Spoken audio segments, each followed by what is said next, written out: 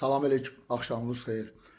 Deməli, Macaristan paytaxtı Budapeşt şəhərində böyük bir teatr salonunda bir təcrübə keçirirlər. Təcrübə nədən ibarətdir? Deməli, tamaşaçılara deyirlər ki, xeyli sayda insan var. Deyirlər ki, hamı əl çalsın. Hamı başlayır əl çalmağa.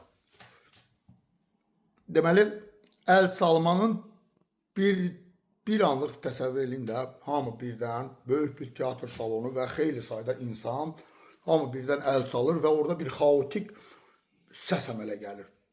Bir qarışıq bir əl çalmaların xaotik səsi. Amma təcrübənin qəribəliyi ondadır ki, təcrübənin bir də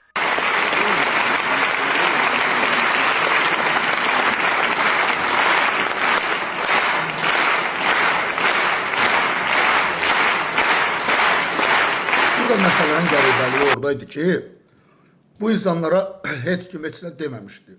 Eləcə sadəcə əl çalın demişdilər.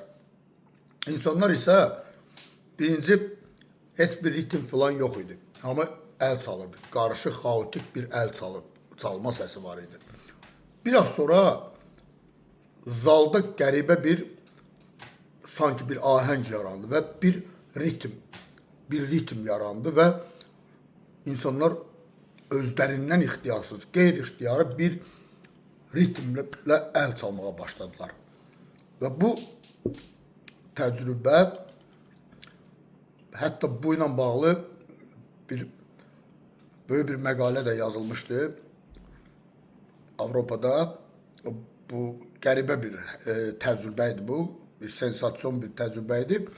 Və nəticə məlum oldu ki, bəli, bu beyinlərin bizdən xəbərsiz, öz başına sürünü təqib elə komandası ilə birinci əl çalanı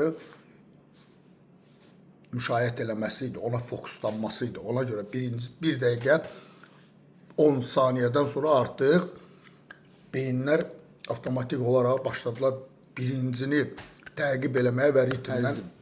Nə qədər ki, sən beyninin dilini bilmirsən, o səni idarə edir.